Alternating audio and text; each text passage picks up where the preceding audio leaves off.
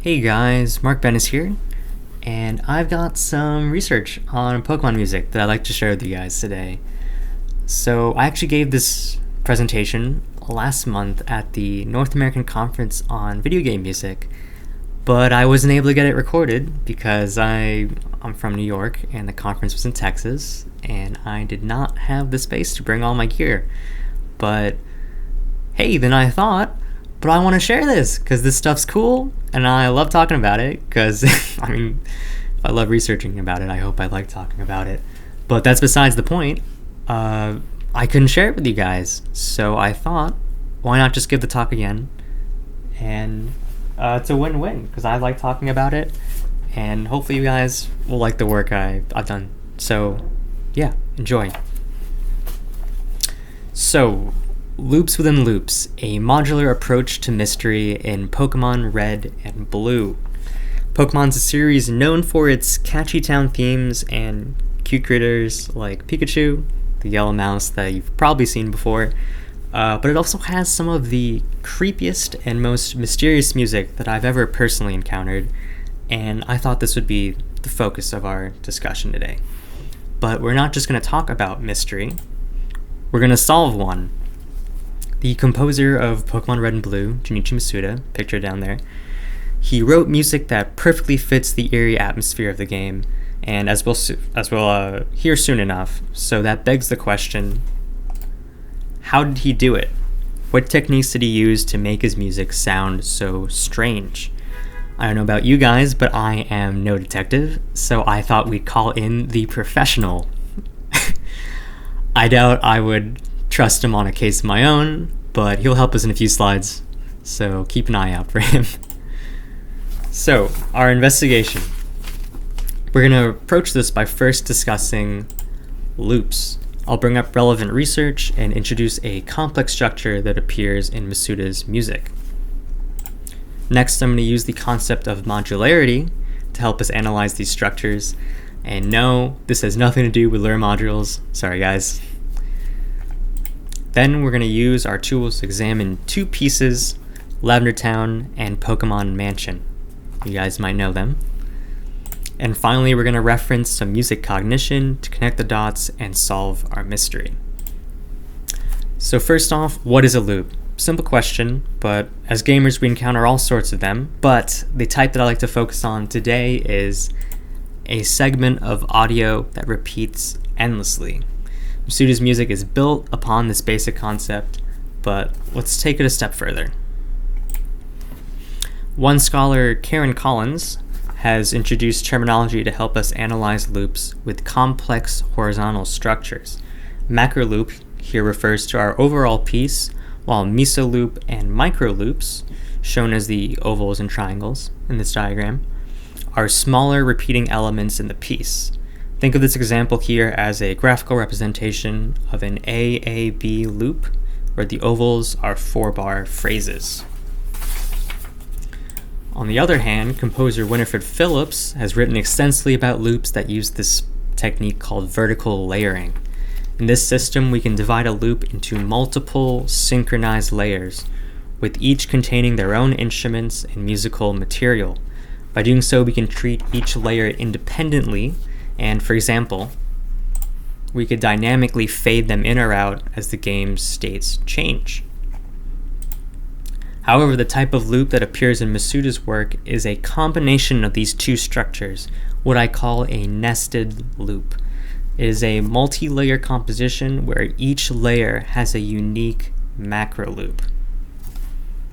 For example, this means that when the blue loop ends at that line, you see there, the other two layers are still in the middle of their own macro loops. And at the second line, the blue loop can end again, but the other layers will be in a different relative position. What we get is an ambiguous texture that seems to evolve over time. The nested loop only truly repeats when all layers restart simultaneously.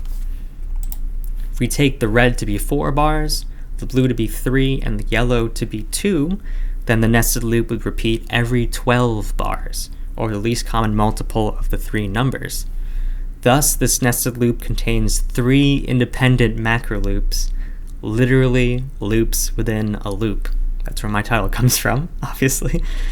Nested loops can get much more complex than this, so I want to bring in the concept of modularity, specifically Professor Medina Gray's work on the subject. If you're not familiar with this term, however, modularity simply entails the use of modules, or discrete chunks of music. In our case, we can consider macro, meso, and micro loops as modules of varying size. And a modular systems interface will define how modules can interact with each other. And because Masuda programmed his music for the Game Boy, our interface is the console's sound chip. Here, this chart gives us an overview of the sound chip's limitations, but the main takeaway here is that the Game Boy has 4 monophonic channels. The wavetable and 2 pulse channels are pitched, while the noise channel is used for percussion, like a snare drum or a hi-hat. And that means at most 4 modules can play simultaneously in Masuda's music, and this vertical relationship between modules will be the focus of our analysis. Now that we have a basic understanding of Masuda's tools, let's take a look at the Lavender Town theme for starts. And to give you context, this town is where deceased Pokemon are put to rest, and it's home to many restless spirits, including a mysterious ghost, which you can see on the bottom right, that the player can't identify. And there's a bunch of myths surrounding this theme, and take my word that it's pretty creepy. I'll play the piece up to the longest macro loop, in this case, and while you're listening, pay attention to where certain layers enter, and see if you can identify any repeating modules within each channel. First one should be pretty easy, and while you're listening, I'll show you my breakdown of it, and I'll explain it once we're done listening.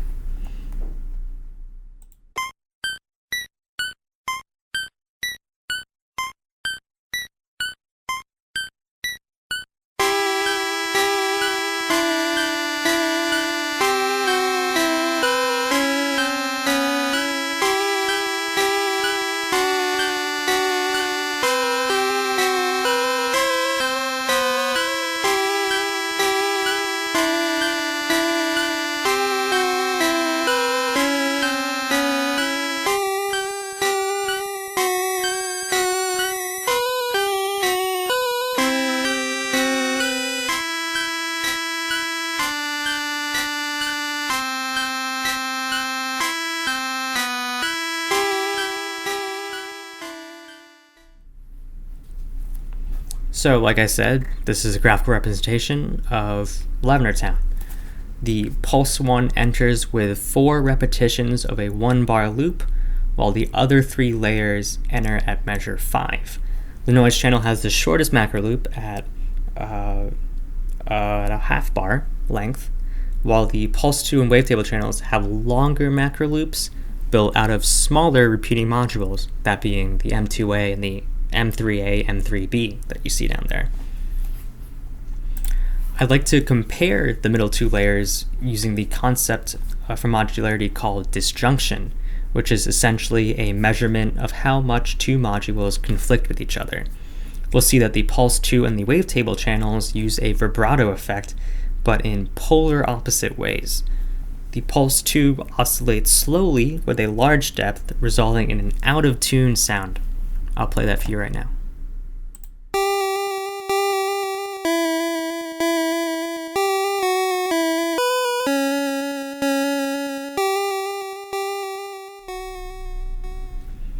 While on the other hand, the wavetable oscillates quickly with a small depth, resulting in a harsh and grating buzz.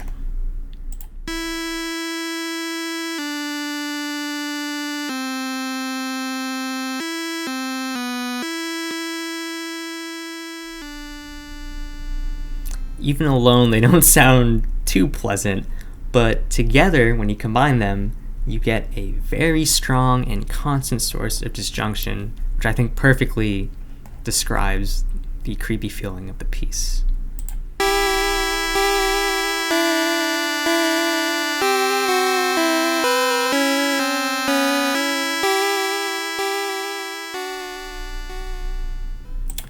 So to summarize, on the left you'll see a breakdown of the piece's macro loop structure, and because the pulse 2 and wavetable do not interlock cleanly with lengths of 20 and 16 bars, respectively, Lavender Town as a whole loops every 80 bars, or every 2.5 minutes. There are other sources of disjunction, but the timbre difference is by far the most noticeable and significant. Our next piece, Pokemon Mansion, is an even more extreme instance of a nested loop. For some background, the Pokemon Mansion is an abandoned building that was once a lab that cloned the Pokemon Mew into Mewtwo. Mewtwo eventually escapes and burns down the lab, which the player can piece together a story from journal entries scattered within the ruins. Again, I'll play this piece up to the longest macro loop and pay attention to when certain layers enter and listen for any repeating modules. I'll explain all this diagram once you're done listening.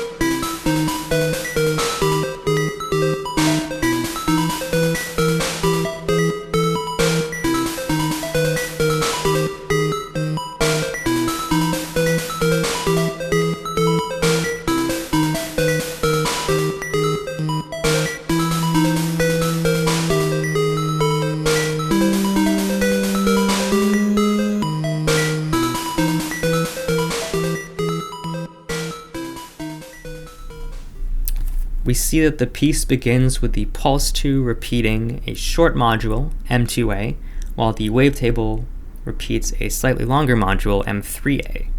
By bar 3, the noise channel enters with a 2-bar macro loop, and by bar 9, the pulse 1 enters with the 4-bar module, M1A, of a longer macro loop. You'll see, though there is plenty of material that repeats in each layer, the macro loop lengths are highly irregular, and at bar 37, where I stop the piece, they aren't even close to lining up. And to add on to this irregularity, let's take a look at the short M2A module in the pulse 2 channel. I'll play it for you quickly.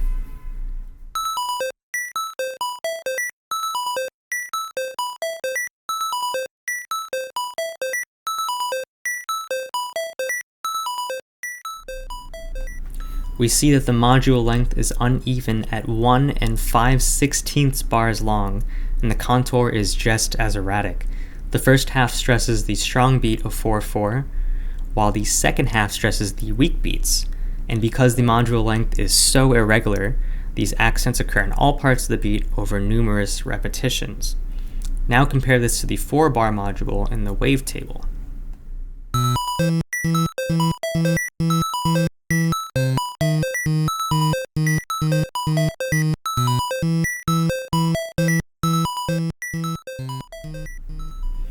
We hear that Masuda is contrasting between polar opposites just like he did with the vibrato effect in Lavender Town. The pulse 2 is metrically unstable, while the quarter note rhythm in the wavetable grounds the piece in 4/4. Pokemon Mansion's macro loop structure is on the left. And note the 21 9/16 bars it takes to loop the pulse 2 layer. This macro loop length is primarily responsible for the astounding 16,560 bars it takes to loop the piece. In other words, it would take over 8 hours to complete the nested loop, or 1,755 pages of sheet music. And I know that because I have a PDF score of that exact length on this computer. It's not even worth looking at. It's a lot. The conflicting meter across the layers is what makes this piece feel so strange and so disorienting. Now that we've listened to music associated with mysterious locations and situations, I thought, hey, why don't we think about the genre of mystery a bit more generally? How do mysteries make us feel? If you've played games like The Vanishing of Ethan Carter or Alan Wake, then you've probably felt uncertain, uncomfortable, but curious. Maybe even all three at the same time. But how can music support these feelings? Leonard B. Mayer's research on emotions in music can help us find the answer. He says, uncertainty and lack of clarity may be products not only of conflicting tendencies, but also of a situation which itself is structurally confused and ambiguous. Mayer is essentially saying that conflicting tendencies, or disjunction, and a structurally ambiguous situation, or a nested loop, produce feelings of uncertainty. Additionally, he says that unpredictability can make us feel apprehensive and anxious. Using his example, say you're in free fall. If you have a parachute and you can see the ground, then you know you're going to land on the ground safely, and you might even consider that an enjoyable experience. But say you wake up all of a sudden, you're in your pajamas, and you're falling through absolute, complete darkness, and you have no idea what's happening. And in that situation, you might feel the complete opposite. You'd be apprehensive and anxious and terrified. Similarly, if you jump into one of Masuda's nested loops without any prior knowledge of them, which, if you're a newcomer to Pokemon music, is exactly what you've done, you might feel confused and anxious in a very similar way. So, all this analysis brings us back to our initial question. How did Masuda convey mystery through his music? Well, let's put all our pieces together. He used strong disjunction and an ambiguous nested loop structure to effectively evoke emotion associated with mystery.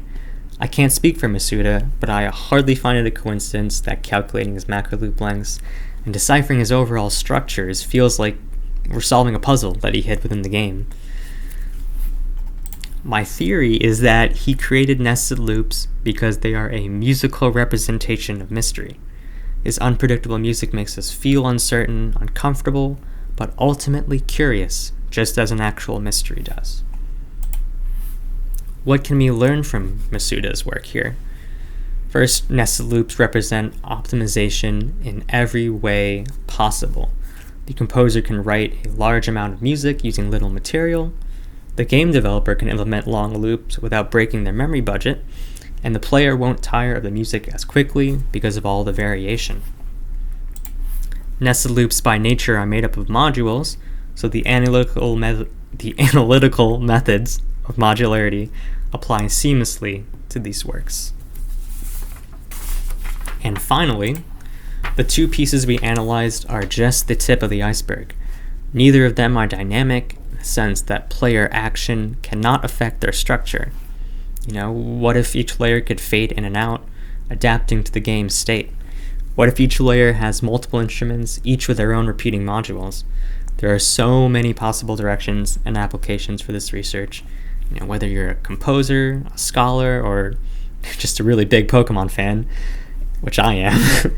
And I think that's what excites me the most about this work. Thanks for listening, guys. And if you have any questions or suggestions about this research, feel free to contact me.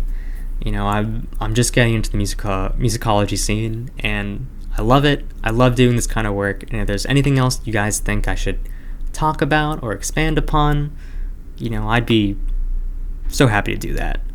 And for those of you who want to get more into this research, I'll link NACBGM. I'll link some of the research I looked into. And, if this inspires you, then come on to NACBGM next year. We'd love to have you guys. And new faces are definitely a good thing for the community. Oh, and before I go, I just wanted to share my question slide because I love Psyduck. He's really funny. Anyway, that's all for me. Thanks for listening, guys. Hope you enjoyed it. Cheers.